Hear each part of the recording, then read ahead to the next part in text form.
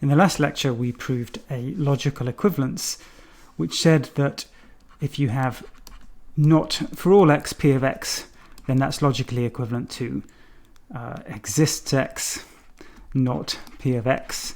And the same thing with the quantifiers swapped. It's not the case that there exists x with p of x is logically equivalent to for all x, not p of x. If you find these tricky to remember, then it can be helpful to have a kind of slogan version. And the slogan version says not for all equals exists not, and not exists equals for all not. So those things don't, strictly speaking, make sense, but they help you to remember what these logical equivalences were. And in fact, this logical equivalence that we proved is actually a bit more general than that. You don't just have to have a p of x here. You can have any formula you like coming after the not for all or the not there exists. And what these formulas are useful for is for figuring out logical equivalence to negations of first order statements, which can be very helpful. Again, to labour the point, it tends to be useful in analysis, where you very often want to know what would it mean for a function not to be continuous, or not to be differentiable, or not to tend to a limit.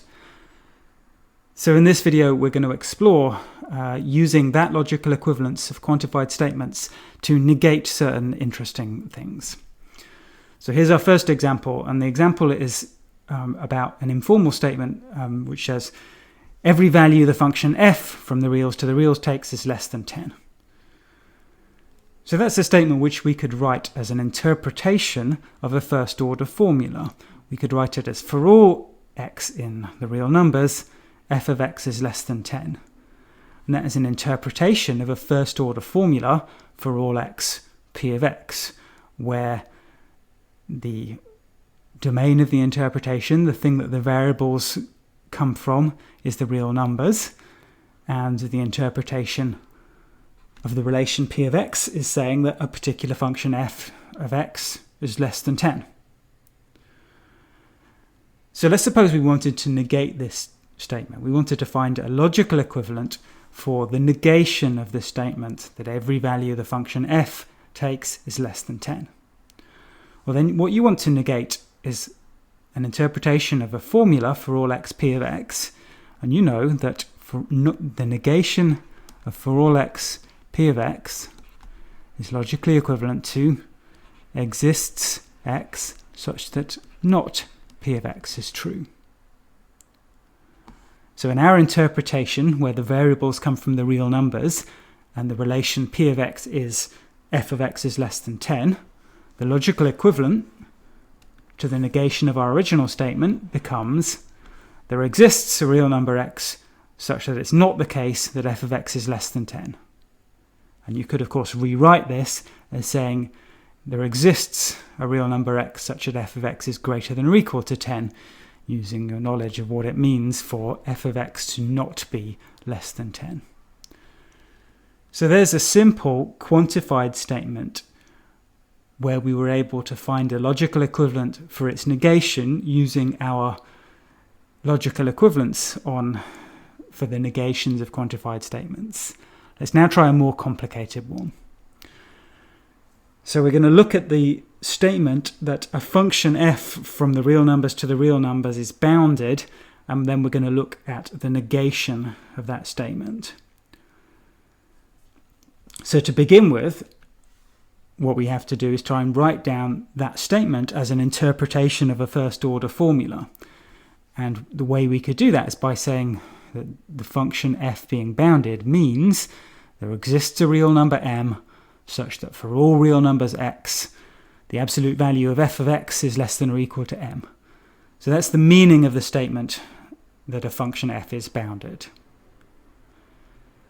And again, this is an interpretation of a first order formula. If you consider the first order formula exists m for all x, p of x m, and if you interpret that by letting the variables be real numbers and by letting the relation pxm being absolute value of f of x is less than or equal to m, then what you get in that interpretation is precisely our statement that the function f was bounded. So that means we can negate our statement by using our logical equivalences for negated quantified formulas. So let's do that. Here is the formula which we began with. And we're now going to negate it by adding this not sign at the front. And we're going to use our logical equivalences. So first of all, I know that not there exists m something is equivalent to for all m not something.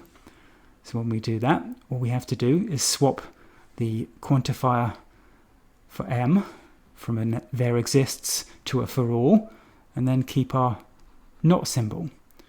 So what we get in our first step of our logical equivalence is that the negation of our formula is logically equivalent to for all m. It's not the case that for all x, pxm. But now we can use our logical equivalences for quantified statements again to move the negation through this second quantifier. And what we get is now, for all m exists x, not pxm. And that's as simple as we're going to be able to make this statement. So what you'll see, I hope, there is that a good way to remember these logical equivalences is just to think, okay, not there exists is equivalent to for all not, and not for all is equivalent to exists x not. I mean, those are informal statements. They're not, strictly speaking, meaningful, but they help us to remember what we're doing when we use our logical equivalences. We can move a not through a quantifier as long as we remember to swap the quantifier for the other quantifier. Anyway, what we found is that the negation of the formula whose interpretation said that a function was bounded is this thing here. And so its interpretation would be for all real numbers m, there exists a real number x, such that it's not the case that the absolute value of f of x is less than or equal to m. And again, in this particular interpreted statement, we can simplify this a bit further, saying that not f of x is less than or equal to m is saying that absolute value of f of x is greater than m. So the negation of f being bounded can be written by saying that for all real numbers m, there exists a real number x such that the absolute value of f of x is greater than m.